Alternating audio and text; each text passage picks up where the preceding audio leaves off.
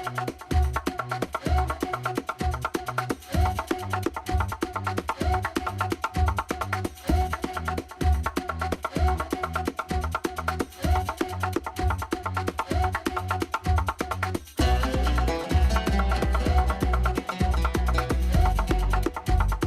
was fortunate enough to get into the IAS long back. It was always been a dream of my parents, especially my father. My father is a retired chief engineer. So from young, he had instilled in my head, saying that you need to become an IAS officer. You don't need to get into the civil services. So somewhere it was always there. So finally I cracked the exam. So thanks to my parents' blessings, God's blessings, I'm here before you. And it's only been about 4 months since I've come to Metro. And I'm so glad, and in fact I can say it's been humbling to be part of the journey where this transplant, the BMRC could contribute to the successful heart transplant, and Metro was able to carry it in just 18 minutes from Yashwantpur to Sheshadripuram. And this apart, we've also contributed to 4 other transplants in this year. In fact, on October 30th of this year, we actually did 2 cases in a single day, which is again, I must thank Mr. Selvan, who's here, is the Chief Security Officer, who's actually at the field. So he is largely responsible for this, the smooth functioning of this. And I don't know how many of you are aware, Metro started in 2011 with a network of just 6.7 kilometers. Right now, with the inauguration of the yellow line in August, we have 96 kilometers which are being operated. And next year, we have the pink line, which is about 7.5 kilometers elevated and about 13.5 kilometers underground, so about 20 kilometers, which would be operationalized next year.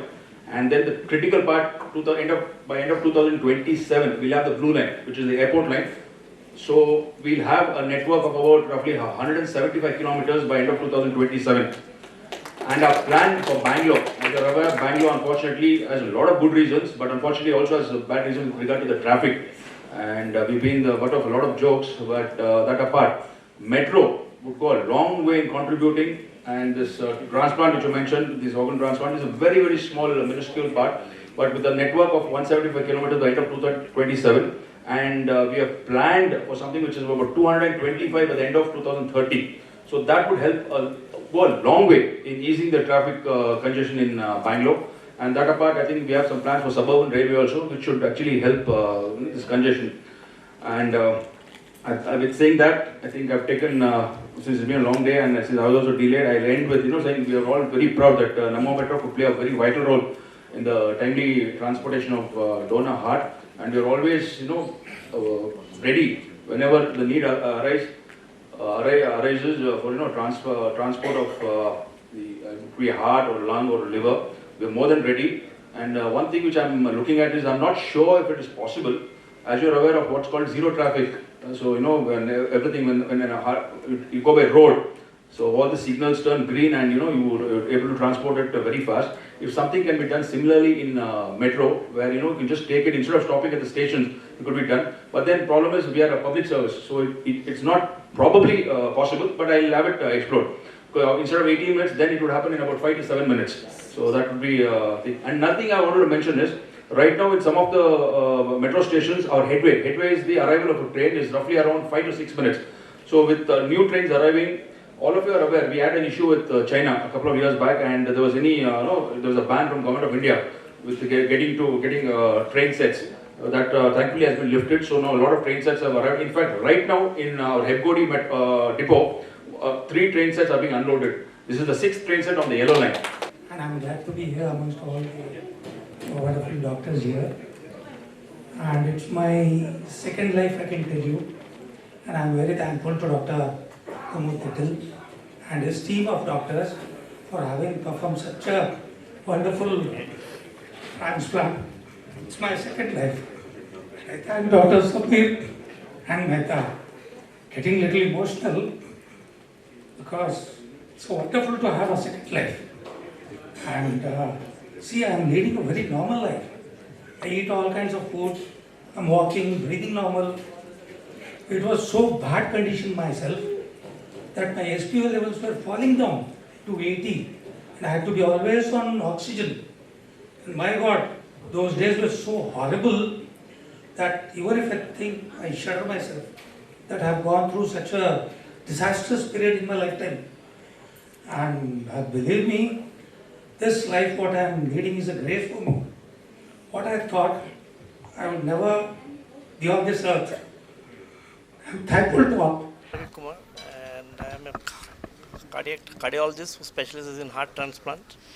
And presently, I practice in both Apollo Chennai and Apollo Bangalore.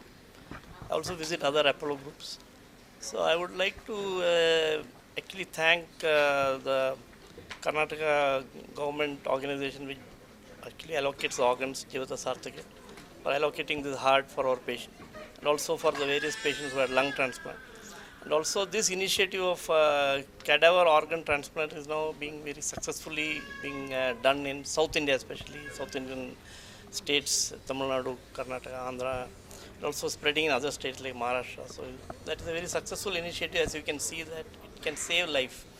So somebody who is dying of a heart problem, or as Dr. Srinivas would say, a lung problem, if you have a donation at the right moment, at the right time, it can save a life. The whole person's life changes. As you heard the narratives from the patients, his whole life has changed. So previously he had no hope, he was hopeless. So from hopelessness, he got hope. And this again is a common initiative, and also we thank the governments involved, because the government support here is very important. And these governments, Karnataka, Tamil Nadu, Andhra, they have shown that how successfully they can save lives of various patients. As well as clinical teams, we are also gaining experience in this area. And especially internationally, if I can tell you that US, they do about 3,000 heart transplants per year, and maybe lung transplants, you would tell the number. On the other hand, we are just in 300s. So we have a long way to go also in this area. Thank you. So what are the challenges have you faced? Yeah, the biggest challenge is maintaining the patient prior to a heart or lung transplant, because they are very sick, and to get the organ at the right time. So if they don't get the organ at the right time, then they may have a mortality, or their other organs may become bad, like kidney or lung. Then they can't, or liver. Then we cannot have a transplant. So right time transplant has to be done. And also at the same time, you see it's a very complex mix of factors. So the donor matching is also important. And here again the government the government support is important. So the right time, if a person has to get a heart or lung, the right matching, it may be a lot of transport problems are also a challenge. So as luckily this patient got within the city and metro helped. On the other hand, if your heart or lung is somewhere else, about 1,000 kilometers away, then you may need to come by air also. So you may use a commercial aircraft. Sometimes you need a chartered flight or a nearby helicopter. And we are also within the city, we get by a road also, ambulance. So there are a lot of complex challenges in India. And also other challenge in India is being a tropical country, there is a chance of infections higher here.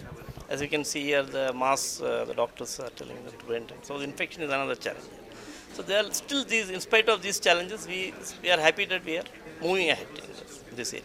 I am Dr. Srinivas Rajagopala. I am the clinical lead for lung transplant. Okay, hello. Hello, I am Dr. Srinivas Rajagopala. I am a pulmonologist, and I am also the clinical lead for lung transplantation across the Apollo group of hospitals. And lung transplantation is my primary area of focus for the last 6-7 years that I am primarily focused on this. Heart transplant, Dr. Ravi Kumar has spoken in great detail. Lung transplant is actually in its infancy in India. It's the last organ to be successfully transplanted. And a lot of people still come and ask me, is it possible to even transplant lungs? And a lot of doctors actually come and ask me, is it possible to transplant lungs? So still that awareness is not there in the community. And increasingly, fortunately, we are having good results and we are doing more and more. So similar to hearts, like lungs, we are doing about 200. US, for example, they do about 5,000 per year world over across now. There is a huge need in India because related lung deaths, preventable deaths, there are close to about 10 lakhs per year. Even assuming that 1% of these people we can save by doing transplants for the right people. So that is roughly about 10,000 transplants per year across India. We are doing 200 transplants. So it is, and this is not because of number of donations. There are enough donations. So it is only awareness. It is awareness. So hopefully more people see this, understand that our patients who are so unwell now are doing well. These are patients that you saw are consecutive transplants. We not selectively pick them. These are all patients who consecutively underwent transplant at Seshadripuram who are doing well. So it is not a chance that they do well, it is a certainty that they will do well with us. So we try to control every step of the process to give them good outcomes, and hopefully we'll take this up in a big way going forward. So we judge lungs based on a lot of things. The first step is when the government gives us information about the lungs. We have a set of parameters by which we see. So age of the patient, what sort of infections or surgeries they've had before, any disease they've had before, any smoking history that the donor has. And of course we look at their x-rays that is available. Sometimes CT scans are available if they have a trauma history. We look at that. We look at the gas, how good the oxygen is able to cross the lungs. We have a ratio for that. We look at that. So this is the initial set of information. The main thing that we try to match immediately is the blood group and the height of the person. So we cannot put a big lung in a small person, nor can we put a small lung in a big person. And of course the blood group is important. So we match these two things immediately, and then we go forward and look for our particular recipient donor match. The next step when we reach the donor hospital would be to do a bronchoscopy and make sure that everything internally looks good. There is no infection or anything like that. And then we open up the chest at the time when we accept it for our this thing. We open up and look at all parts of the lung, whether it's expanding well, it's looking as normal and as this thing, and there's no infection or anything finally. And if the lung passes through all of this, there is also a tissue cross-match step where we test the donor recipient combination to make sure that the match is good, and then we accept this. So you can see how complex is this. This has to be done within a period of 4 to 6 hours. So because now we made it a process, we are able to do this well for all our patients. Sir, why Apollo hospitals, why people have to come for Apollo hospital for transplantation? So our speciality is that we want to get our patients well. We are focused on discharging all our patients well, and that is the beginning. We want to keep our patients well, living as long as possible for the long term. Our outcomes are almost on par or better than the Western figures. You've already heard our figures. And we care for our patients from our inmost fiber, and we really hope our patients continue not only to do well, but as you've seen some of our patients doing taking exceedingly well in their personal life as well. So this is why you should choose Apollo. Namaste everyone, my name is Akshay Oleti. I am the CEO for Apollo Karnataka region. Today we are proudly launching the heart and lung transplant unit at our Apollo hospital in Seshadripuram. We are also celebrating the successful heart transplant that we did using the support of Namma Metro. As you all know, Namma Metro has become the lifeline of the Bangalore city, and we had a situation where the heart had to be transferred from Yashwantpur to our hospital in Seshadripuram.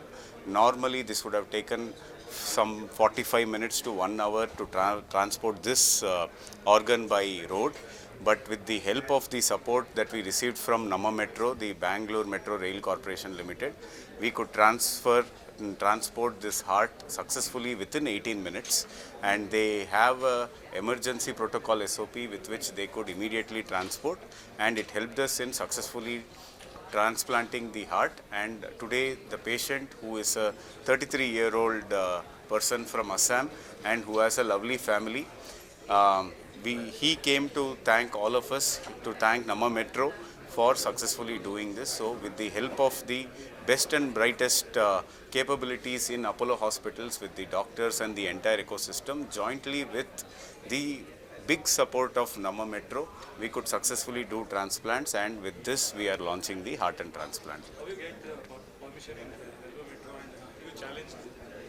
So it was actually very easy. We don't have to go for an application. Sometimes when we get to know that an organ is available, it is only in a matter of minutes that we have to take a decision. Thankfully, when we reached out to the Metro leadership, they immediately responded. They didn't ask for any additional documentation and licensing and all those things. They told, we are ready to support you, because every minute can save a life. So they immediately responded by giving us the point of contact for this emergency protocol to be started, and we could immediately do it.